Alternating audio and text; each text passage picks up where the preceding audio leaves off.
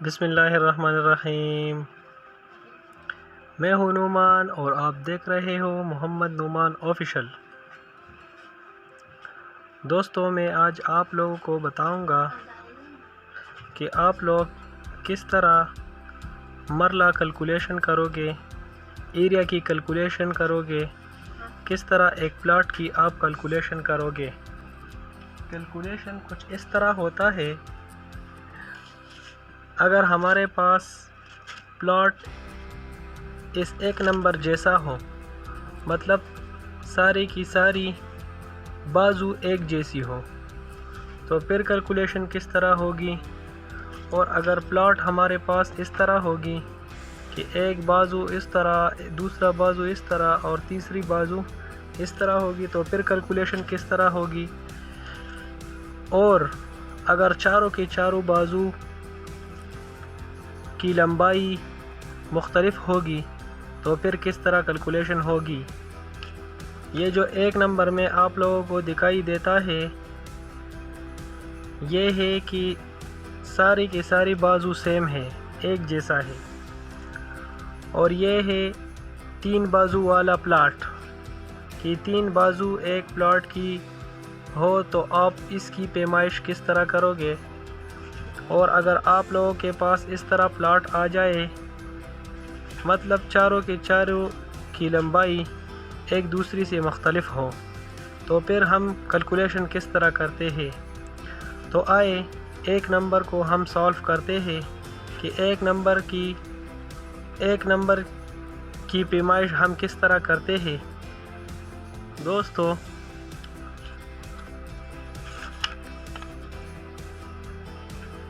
ये है first number की कैलकुलेशन, जिसकी लंबाई 50 फुट हो, जिसकी लंबाई भी 50 फुट है, चौड़ाई भी 50 फुट है और ऊंचाई भी 50 फुट है। तो एरिया की कैलकुलेशन कुछ इस तरह होता है। एरिया का फार्मूला ये है कि लेंथ और विड्थ दोनों को मल्टीप्लाई करो आपस में, जो वैल्यू आ जाए ये आप लोगों की एरिया स्क्वायर फुट होगी। दूसरे स्टेप पे आ जाए, ये लंबाई ज़रबी चौड़ाई हमारे पास ये है। दूसरा एरिया तो 50 फुट इसकी लंबाई है और 50 फुट इसकी चौड़ाई है, तो हमारे पास ये 2500 आ गया। टोटल एरिया हमारे पास हो गया 2500 स्क्वायर फुट। अब इस स्टेप में मैंने लिख लिया कि एक मरला हमारे पास 272.25 फुट का एक मरला होता है। 272.25 फुट का एक मरला होता है। तो मैं अगर इस प्लाट की कैलकुलेशन निकालूँ, मगर मतलब अगर मैं एक नंबर प्लाट की कैलकुलेशन निकालूँ कि एक नंबर प्लाट में हमारे पास चारों के चार बाजू एक जैसी हो, तो फर्स्ट ऑफ ऑल मैंने लंबाई ज़रबी चौड़ाई कर दी, क्योंकि सारी की सारी प्लाट की लंबाई और चौड़ाई सेम है, मतलब मुरब्बा शक्ल है। मुरब्बा शक्ल की प्लाट की लंबाई और चौड़ाई सेम होता है, तो मैंने उन दोनों को आपस में ज़रब दिया, फिर इससे 2500 आ गया। और ये 2500 मेरे पास ये स्क्वायर फुट है। इस स्क्वायर फीट को मैं अभी डिवाइड करूँगा 272.25 पर। मैंने यहाँ पे डिवाइड किया 272.25 पर, तो मेरे पास आ गया कि ये 9.18 मरले है। तो ये प्लाट, एक नंबर प्लाट जो यहाँ पे गिवन है, ये वाला प्लाट जिसकी लंबाई और चौड़ाई सेम है, 50 फुट इसकी लंबाई और 50 फुट इसकी चौड़ाई, तो इसकी टोटल कैलकुलेशन 9 मरले और 18 फुट आते हैं। दूसरे वाले पे आते हैं कि दूसरे अगर हमारे पास इस तरह की कोई प्लाट हो, तो फिर इसकी कैलकुलेशन किस तरह फाइंड आउट करेंगे।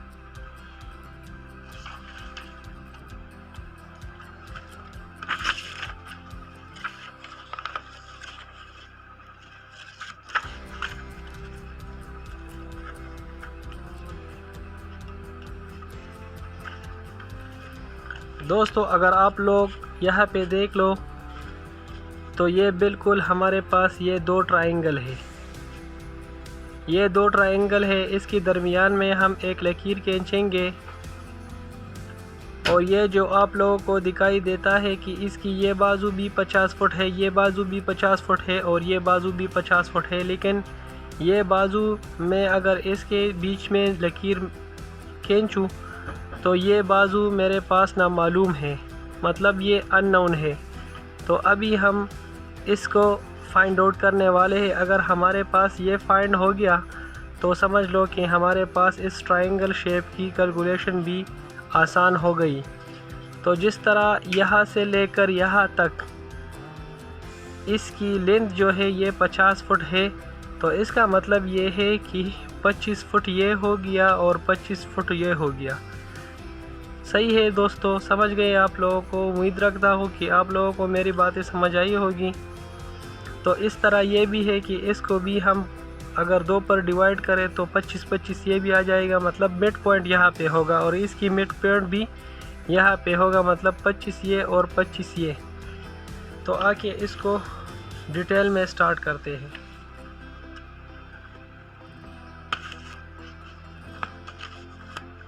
तो दोस्तों ये देखो,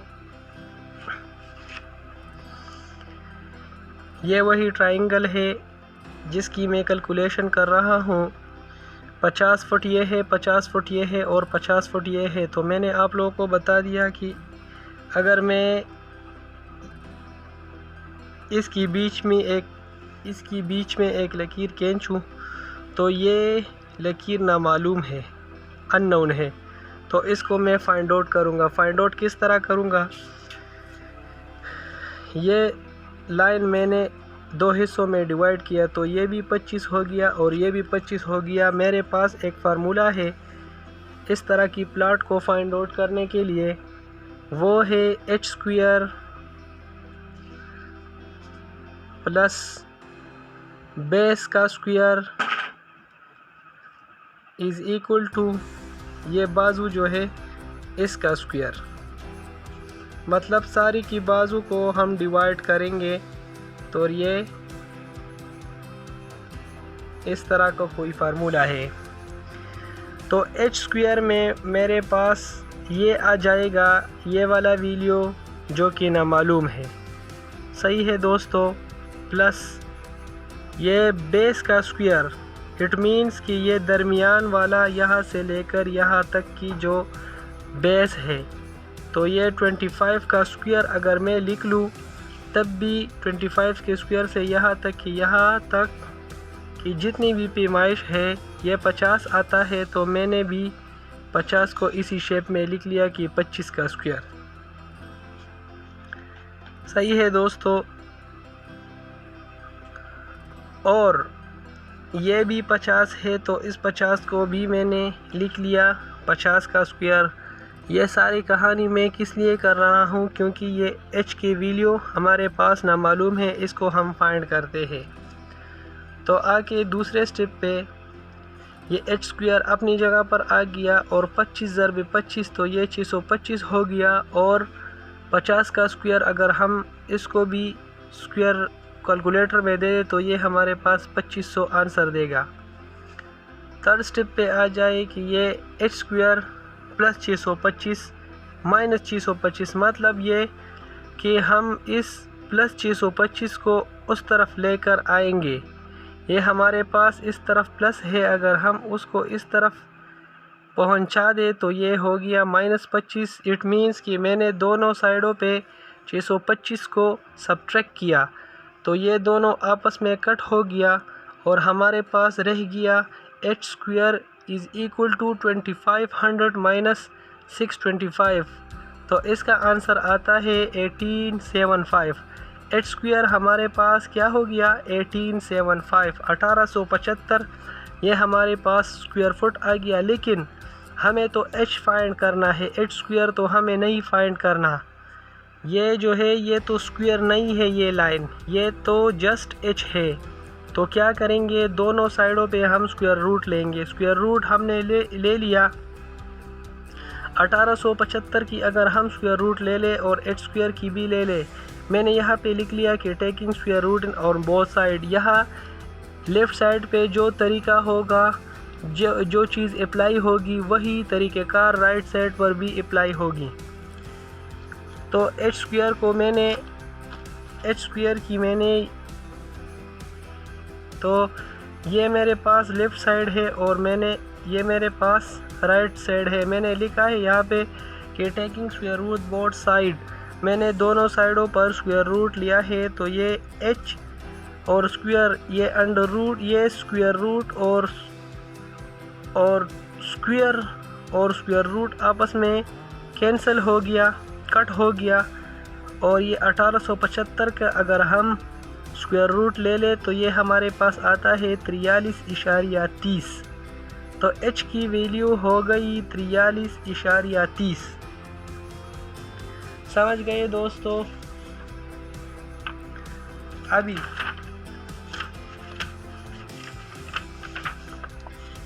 h की वैल्यू भी हमने फाइंड कर दी कि h की क्या वैल्यू हो गई। h की वैल्यू है 43.30। तो हमारे पास यहाँ पे एक दूसरा फार्मूला इसमें हम यूज़ करते हैं कि एरिया इज़ इक्वल टू 1/2 और बेस मल्टीप्लाई h। बेस का मतलब वही बेस, टोटल बेस। ये हमारे पास एरिया था, ये हमारे पास बेस था और ये हमारे पास h था। h की वैल्यू भी फाइंड हो गई और बेस की वैल्यू तो वैसे भी हमारे पास 50 था। और ये हमारे पास h की वैल्यू क्या आ गई? 43.30। सही है दोस्तों? तो इस फार्मूले में हम पुटिंग करते हैं सिर्फ a is equal to 1/2, base की वैल्यू हमारे पास 50 है और मल्टीप्लाई h की वैल्यू 43.30, देन 1/2 अपनी जगह पर। और इन दोनों को अगर आप कैलकुलेटर पर कर दे मल्टीप्लाई तो ये हमारे पास ये जवाब देगा 2165, 2165। और अगर इस 2165 को हम 1 से मल्टीप्लाई कर दे तो वही 2165 डिवाइड बाई 2 जवाब आप लोगों को देगा कैलकुलेटर। तो इसका मतलब ये है कि 2165 को 2 पर डिवाइड करें तो हमने जब डिवाइड किया तो ये हमारे पास ये आंसर देता है 1082.5। ये स्क्वायर फुट है। ये हमारे लिए असल वैल्यू यही है। वहाँ पर हमने क्या किया? h की वैल्यू फाइंड की और यहाँ पे मैंने एरिया फाइंड किया। इस जैसे प्लाट अगर आप लोगों के पास आ जाए तो पहले आप लोग h फाइंड करोगे। h आप लोगों ने फाइंड किया तो समझो आप लोगों ने बस आधा से ज़्यादा काम कर लिया।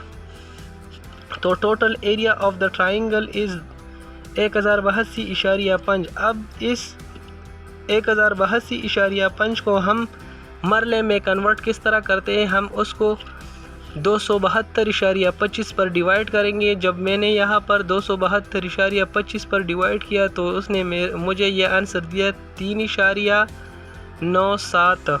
मतलब ये कि मेरे पास ये 3 मरले और 9 फुट 97 फुट का प्लाट है। 3 मतलब 3.97 फुट का प्लॉट है ये। समझ गए दोस्तों? ये मेरे पास है 3.97 मरला प्लॉट। अभी आप लोग आ जाइए तीसरे नंबर पर कि तीसरे नंबर में क्या है? ये है एक ट्राइंगल जिसको कहते हैं इंग्लिश में इर्रेगुलर ट्राइंगल।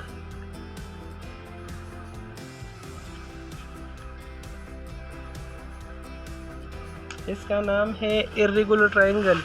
इर्रेगुलर ट्राइंगल की पैमाइश किस तरह होती है? आइए दोस्तों देखो,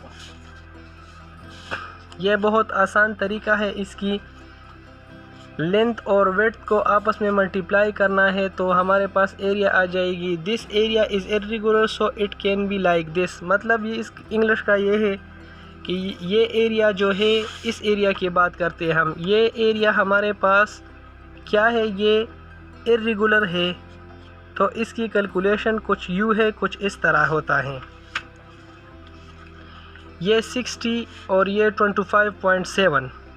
उन दोनों को आपस में जमा करके 2 पर डिवाइड करेंगे क्योंकि एक जैसे वैल्यू नहीं है। इसको अगर आप देखें तो उन दोनों को हम अगर जमा भी कर दे 2 पर डिवाइड कर दे तब भी हमारे पास 50 आता है, और अगर उन दोनों को हम जमा करके 2 पर डिवाइड कर दे तब भी हमारे पास 50 आता है। तो इसलिए हम इस जैसे प्लॉट की लंबाई ज़रबी चौड़ाई डायरेक्ट करते हैं और अपना काम तमाम करते हैं। और अगर हमारे पास इस तरह इरेगुलर ट्रायंगल जैसी प्लॉट आ जाए तो फिर हम कैलकुलेशन इस तरह करते हैं। लंबाई ज़रबी चौड़ाई इसमें होता नहीं है क्योंकि ये इसकी सारी बाजू अलग है, इसकी लंबाई चौड़ाई अलग है। तो इसकी कैलकुलेशन कुछ इस तरह होती है कि इस बाजू और इस बाजू को आपस में, ये वाला बाजू और ये वाली वैल्यू को आपस में ऐड करके 2 पर डिवाइड करेंगे तो हमारे पास एक वैल्यू आएगा। किस तरह? ये 60 + 22.7 है हमारे पास। ये 7 इंच है। इस 7 इंच को हम फीट में कन्वर्ट करते हैं। मतलब ये कि 7 / 12, 1 फुट में हमारे पास 12 इंचेस है। तो हमने अगर उसको 7 / 12 आप लोग कैलकुलेटर पर कर दे तो हमारे पास ये वैल्यू देता है 58 है। ये मैं यहाँ पे लिखता हूँ 58। समझ गए लोगों? और 2 पर डिवाइड कर दे, सही है। और यहाँ पे एक बड़ा सा ज़रब लगाना है, बड़ा सा हो या छोटा सा हो मतलब एक ही है। और दूसरे साइड पर भी मतलब 16 ज़रबी 25.4, उसी इशारिया 4 को भी मतलब 4 / 12। ये हमारे साथ आंसर कुछ इस तरह देता है। ये देखो आप, वही कैलकुलेशन है 60 + 22.58 divide by 2 multiply 25.33 + 16 divide by 2। ये इशारिया 58 और 7 की निशानी है। ये इशारिया 7 ये 58 है, और ये इशारिया 4 जो है ये है इशारिया 33 इससे आता है। तो मैंने यहाँ पे इशारिया 33 लिख लिया। दोनों को आपस में जमा करके डिवाइड किया और उन दोनों को भी आपस में जमा करके डिवाइड किया। इसकी वैल्यू ये आ गई और इसकी वैल्यू ये आ गई। दोनों को मैंने मल्टीप्लाई किया तो ये स्क्वायर फुट 853.25 स्क्वायर फुट मेरे पास आ गया। अभी एक मरले में मेरे पास होता है 272.25 फुट, जिस तरह मैंने आप लोगों को पिछले क्वेश्चन में बता दिया। तो हम 272 पर ये डिवाइड करेंगे 272.25। यहाँ पे मैंने डिवाइड किया तो मेरे पास ये आता है 3.1। क्या आता है? 3.1। तो इसका मतलब ये है कि ये 3.3 मरले और 1 फुट प्लॉट है। तो उम्मीद रखता हूँ भाइयों कि आप लोगों को इस वीडियो की समझ आई होगी। आप लोगों ने इस वीडियो से बहुत कुछ सीख ली होगी।